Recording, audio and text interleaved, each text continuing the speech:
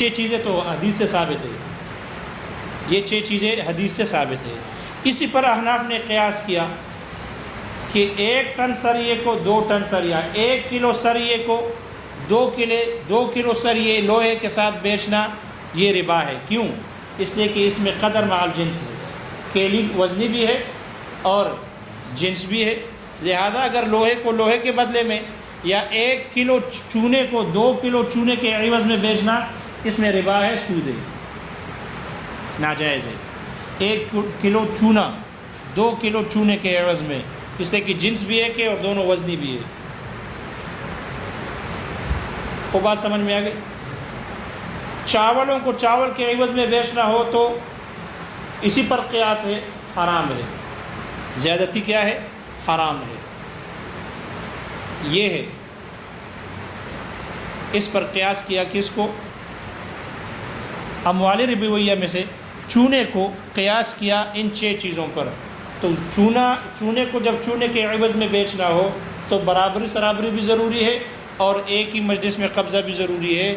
یہ مثال ہوگی اس قیاس کی کہ چونے کو قیاس کیا ان 6 چیزوں پر، یہ مثال ہوگی اس قیاس کی جو مستنبت ہے سنت سے۔ اور مثال سمجھ میں آ گئی؟ اس قیاس کی مثال جو مستنبت ہے اجماع الامہ سے۔ دیکھو، اگر کسی آقا کی باندی ہے تو آقا کے لیے باندی سے وطی کرنا حلال ہے حرام ہے؟ حلال ہے۔ جب آقا اپنی باندی سے وطی کر لے تو اس باندی کے اصول اور فروع آقا پر حرام ہو جاتے ہیں۔ اس باندی موطوعہ باندی کے اصول اس کی ماں اور اس کی بیٹی واتی پر آقا پر حرام ہو جاتی ہے بالاجماع۔ اس پر اجماع ہے، اس پر کیا ہے؟ اجماع۔ تو موطوعہ باندی کے اصول اس کی ماں حرام ہے، یہ اجماع سے ثابت ہے۔ اسی پر قیاس کیا کہ جو آدمی کسی عورت سے زنا کر لے تو زانی پر اس مزنیہ عورت کی اصول اور فروع حرام ہو جاتی ہے۔ اس کی حرمت، مزنیہ کی ماں کی حرمت کو قیاس کیا موطوعہ کی ماں کی حرمت پر، وہ بالاجماع حرام، تو مزنیہ کی ماں کی حرمت قیاساً حرام۔ وہ مثال سمجھ میں آ گئی؟ بعلت الجزئیہ و بعضیہ۔ علت کیا ہے؟ جزئیت اور بعضیت، جزئیت اور بعضیت۔ موطوعہ کی ماں حرام کیوں ہے یا اس کی بیٹی حرام کیوں ہے؟ علت ہے جزئیت اور بعضیت۔ دیکھو، جب آدمی اپنے باندی سے جمع کر لیتا ہے اس کے نتیجے میں بچہ آتا ہے، اصل حرمت اس بچے کی طرف، حرمتوں کا استحقاق سب سے پہلے بچے کے متعلق ہوتی ہے۔ اگر وہ بچہ لڑکا ہے تو اپنی ماں پر حرام ہے، اپنی ماں پر کیا ہو گیا؟ اگر وہ بچہ لڑکا ہے تو سب سے پہلے موطوعہ پر حرام ہو گئی، موطوعہ کے لیے وہ کیا بن جائے گا؟ حرام، حرمت ثابت ہو جائے گی۔ اور اگر وہ بچہ لڑکی ہے تو واتی پر حرام، واتی پر حرام۔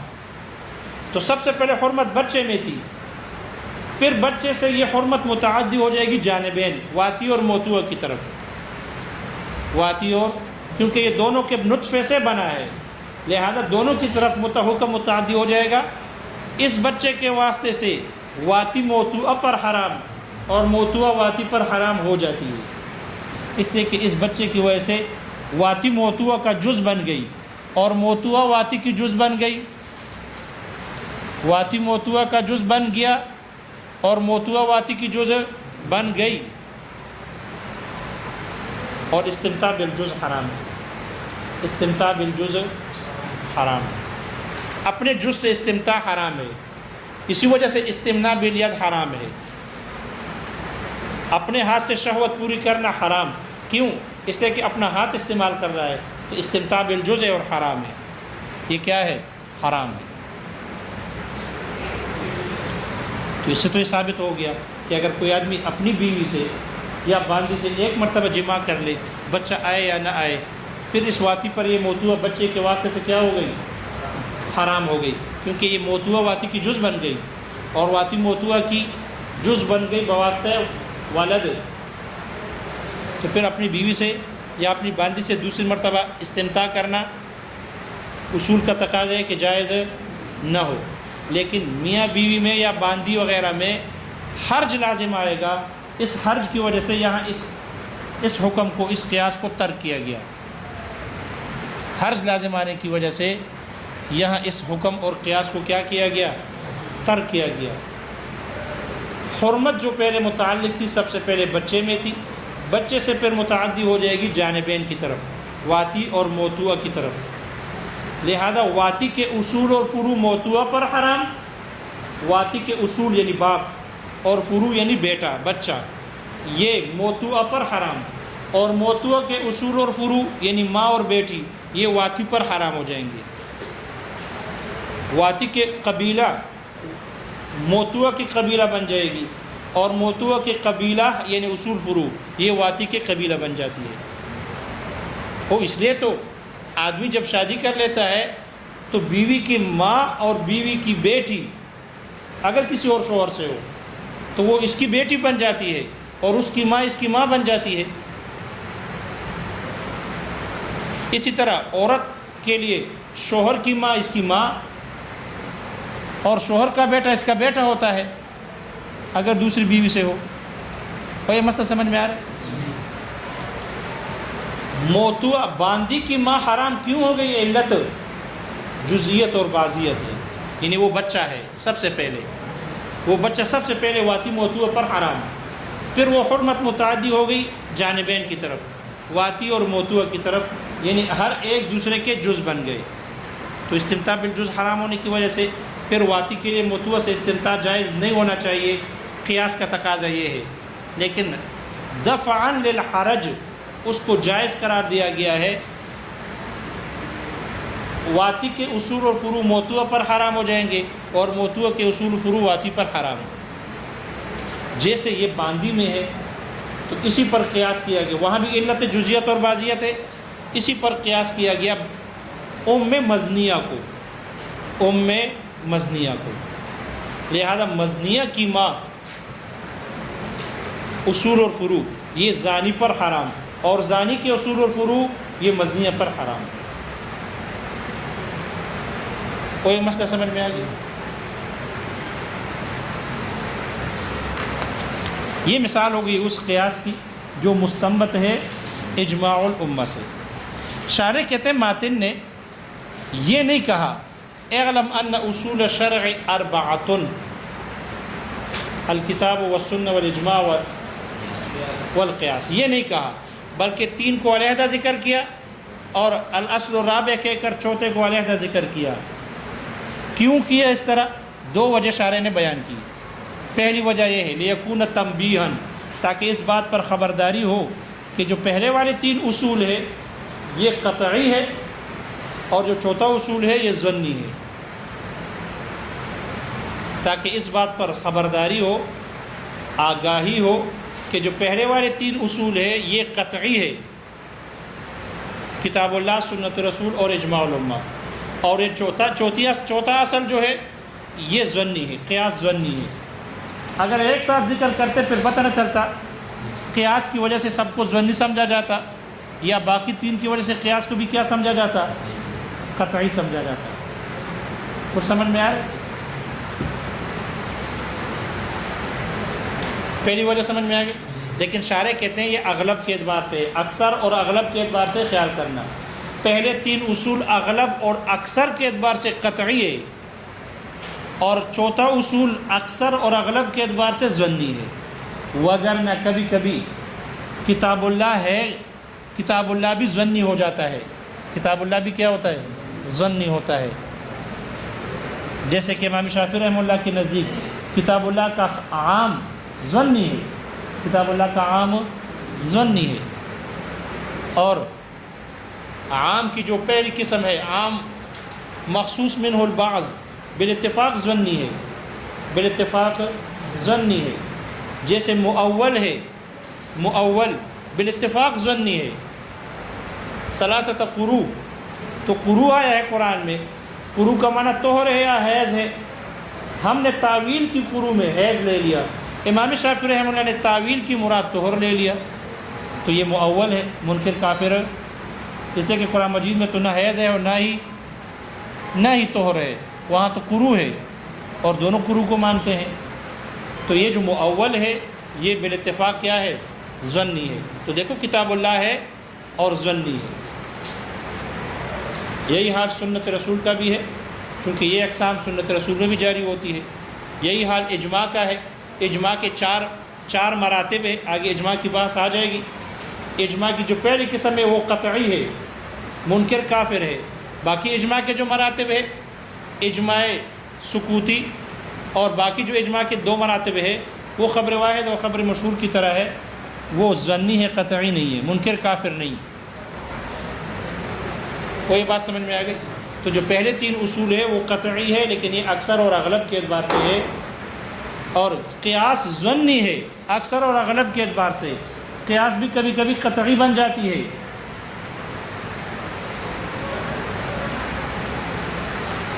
اگر قیاس کی علت مستنبط ہو من الکتاب تو پھر وہ قیاس کیا بن جائے گی؟ وہ قطعی بن جائے گی، وہ قیاس کیا ہو جائے گی؟ قطعی ہو جائے گی۔ اگر اس کی علت منصوص ہو، کیا ہو؟ منصوص ہو، تو پھر وہ قیاس قطعی ہوگی، ظنی نہیں ہوگی۔ یہ پہلی وجہ تھی کہ جس کی وجہ سے ماتن نے اعلم ان اصول الشرع ثلاثۃ کو الگ والاصل الرابع کو علیحدہ ذکر کیا۔ دوسری وجہ یہ بیان کی ہے تاکہ منکرین قیاس پر صراحتاً اور قصداً رد کر سکے، اس لیے کہ کچھ لوگ قیاس کے حجیت کے دلیل ہونے کے منکر ہیں، قیاس کو حجت نہیں مانتے، تو ماتن نے اس پر صراحتاً اور قصداً رد کرنے کے لیے پہلے اصولوں کو الگ ذکر کیا 3 کو، اور الاصل الرابع کہہ کر صراحتاً پر رد کر دیا۔ اگر اس کے ضمن میں ایک ساتھ ذکر کرتے تو رد تو ہوتا، لیکن ضمناً ہوتا، کیا ہوتا؟ ضمناً رد ہوتا۔ اس لیے الاصل الرابع کہہ کر منکرین قیاس پر صراحتاً رد کر دیا اور قصداً رد کیا۔ شارح کہتے ہیں جب ماتن نے والاصل الرابع کہا نا، الاصل الرابع چوتھی دلیل رابع کہا، اس سے اشارہ اس بات کی طرف کر دیا کہ جو قیاس ہے یہ مرتبے میں رابع کے ہے، یہ مرتبے میں رابع کے ہے، چوتھے درجے میں ہے۔ لہذا جب تک حکم پہلے تینوں میں موجود ہوگا تو رابع کی طرف رجوع نہیں ہوگا، قیاس کی طرف رجوع نہیں کیا جائے گا۔ جب تک حکم کتاب اللہ میں موجود ہے ہمیں قیاس کی کیا ضرورت ہے؟ جب تک حکم سنت رسول میں موجود ہو قیاس کی طرف رجوع کرنے کی ضرورت نہیں، یا اس پر اجماع منعقد ہوا ہو قیاس کی حاجت نہیں ہے۔ تو رابع اس بات پر دلالت کرتا ہے رابع کہہ کر کہ اس کا مرتبہ چوتھے مرتبے میں ہے کہ جب تک حکم ماقبل کے دلیلوں میں ادلہ میں موجود ہوگا قیاس کی طرف رجوع نہیں کیا جائے گا، قیاس کی حاجت نہ ہوگی۔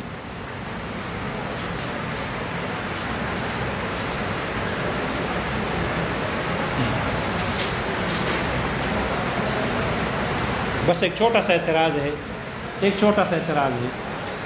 اعتراض یہ ہے کہ آپ کہتے ہو اعلم ان اصول الشرع ثلاثہ ایک ہو گیا اور اصل رابع ہو گیا، آپ نے اس کو اصول قرار دیا، حالانکہ یہ چاروں کے چاروں اصول تھے نہیں، یہ تو فروع ہے۔ آپ نے ان چاروں کو کتاب اللہ، سنت رسول، اجماع الامہ اور قیاس کو آپ نے اصل بنا دیا، حالانکہ یہ تو اصل نہیں، یہ تو فرع ہے، اس کو اصول کیسے کہا آپ نے؟ اعتراض آ گیا۔ اس کو اصول کہنا ٹھیک نہیں، اس لیے کہ یہ تو فروع ہے، یہ کیا ہے؟ فروع ہے۔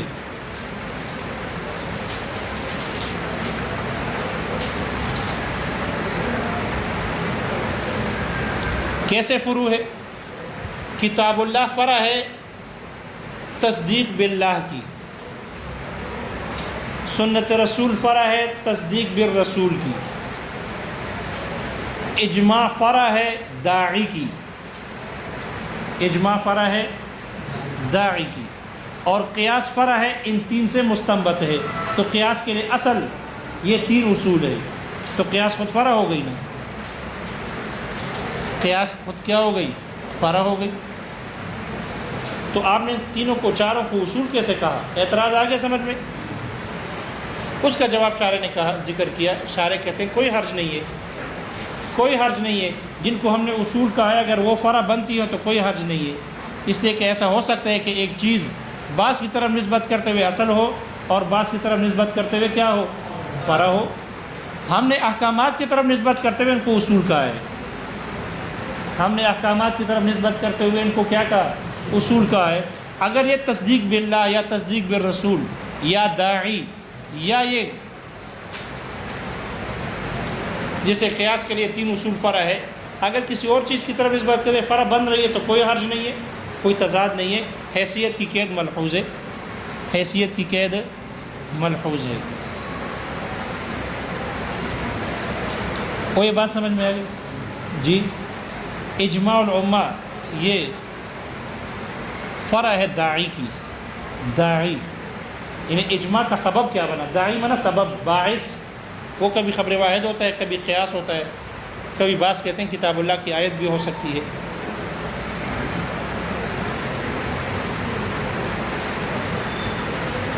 دیکھو بھئی کتاب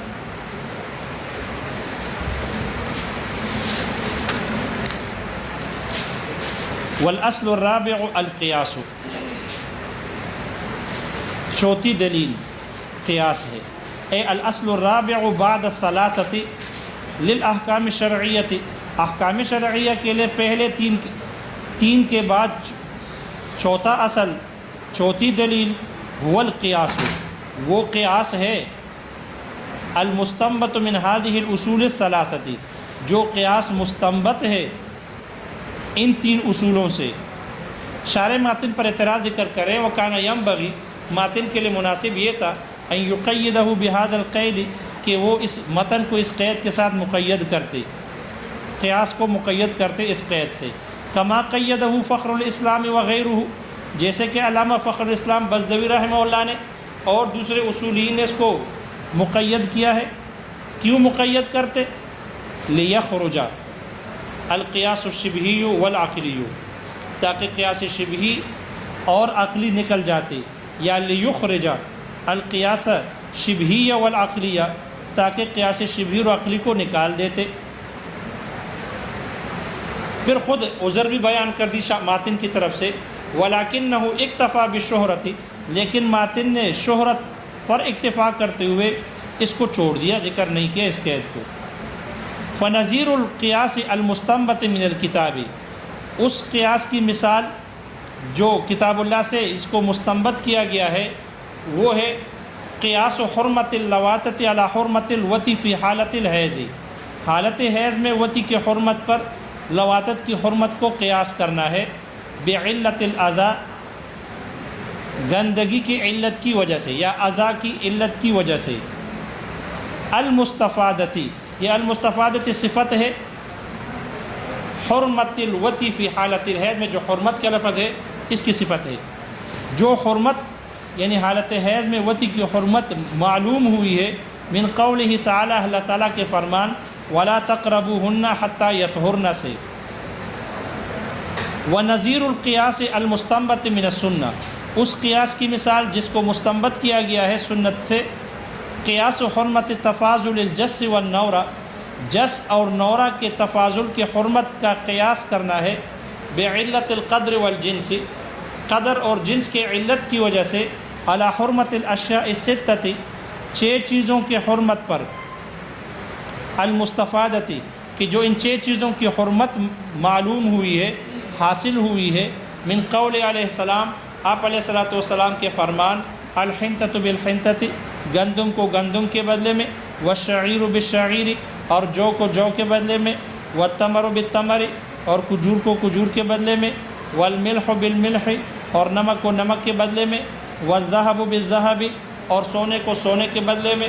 والفضة بالفضة، اور چاندی کو چاندی کے عوض میں. مثلا بمثل، برابر سرابر.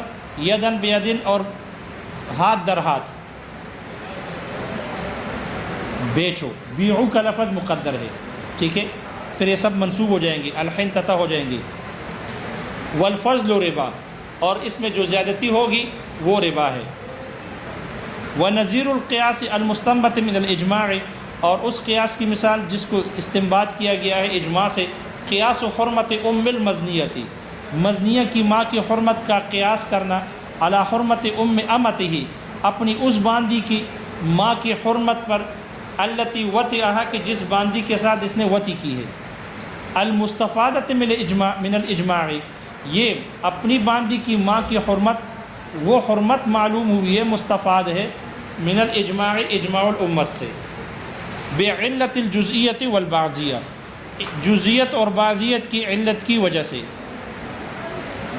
شارح کہتے ہیں وَإِنَّمَا أَوْرَدَ بِهَذَا النَّمْتِ، ماتن یہ متن لے آئے اس طرز پر کہ پہلے تین کو الگ ذکر کیا، والاصل رابع کہہ کر الگ ذکر کیا، وَلَمْ يَقُلْ، اور ماتن نے یہ نہ کہا ان اصول الشرع اربعۃ، الکتاب والسنت والاجماع والقیاس، یہ نہیں کہا، کیوں؟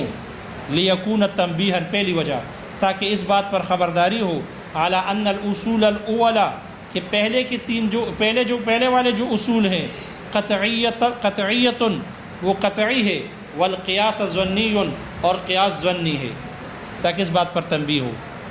لیکن خیال کرنا وہذا باعتبار الاغلب والاکثر، یہ پہلے تین کا قطعی ہونا اغلب اور اکثر کے اعتبار سے ہے، اور چوتھے کا ظنی ہونا اغلب اور اکثر کے اعتبار سے ہے، وَإِلَّا، الا استثناء کے نہیں ہے، الا شرطیہ ہے، وَإِن لَمْ يَكُنْ، وَإِلَّا فَالْعَامُ الْمَخْصُوصُ مِنْهُ الْبَعْضُ، وگرنہ وہ عام جس میں سے بعض کو خاص کیا گیا ہو، وَخَبْرُ الْوَاحِدِ، اور حدیث میں جو خبر واحد ہے، ظنی وہ ظنی ہے، والقیاس، اور وہ قیاس، بعلت منصوصۃ، جو علت منصوصہ سے ہو، جس کی علت نص میں آئی ہو، قطعی وہ قطعی ہوتا ہے۔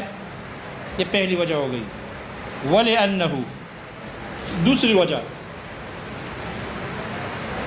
لما قال الاصل، جب ماتن نے کہا الاصل کان ردًا علی منکر القیاس قصدًا وصریحًا، تو یہ رد تھا قیاس کے انکار کرنے والوں پر قصدًا اور صراحتاً، یہ دو وجہ ہیں۔ ولما قال الرابع، جب ماتن نے الرابع کہا، کان دالاً، تو یہ رابع کہنا دلالت کرنے والا تھا، علی اس بات پر، ان مرتبتہ بعد الاصول الثلاثۃ، کہ اس قیاس کا درجہ پہلے تین اصولوں کے بعد ہے۔ فما دام کان الحکم موجوداً، تو جب تک حکم موجود رہے گا، فی واحد من الثلاثۃ، تین میں سے کسی ایک میں، لم یحتج الی القیاس، تو قیاس کی حاجت نہ ہوگی۔ پھر اعتراض ہوا کہ آپ نے ان اصولوں کو، ان سب کو اصول کہا، حالانکہ یہ تو فروع ہے، اس کا جواب ذکر کر رہے ہیں۔ ثم لا باس، پھر کوئی حرج نہیں، ان یکون هذه الاصول فروعا لشیء آخر، کہ یہ اصول فروع ہو کسی دوسری چیز کے لیے، کوئی حرج نہیں۔ کیوں؟ لأنها كلها اصول، اس لیے کہ یہ سب کے سب اصول ہے، بالنسبت الی الحکم، حکم کی طرف نسبت کرتے ہوئے ہے۔ فالکتاب والسنت فرع، یہ کتاب اللہ اور سنت رسول یہ فرع ہے، للتصدیق باللہ ورسولہ، اللہ اور اس کے رسول پر ایمان لانے کے لیے فرع ہے، تصدیق یعنی ایمان لانا۔ لیکن محشی کہتے ہیں تصدیق نہ کہو، محشی کہتے ہیں تصدیق ٹھیک ہے۔ تصدیق کا مطلب تو یہ ہوگا کہ جس کا ایمان نہیں ہے کتاب اللہ ثابت نہ ہوگا، وہ جو اللہ پر ایمان نہ لائے تو کتاب اللہ ثابت نہ ہوگا۔ بہت سے لوگ اللہ کو نہیں مانتے، کتاب اللہ حجت اور دلیل ہے یا نہیں؟ ثابت ہے۔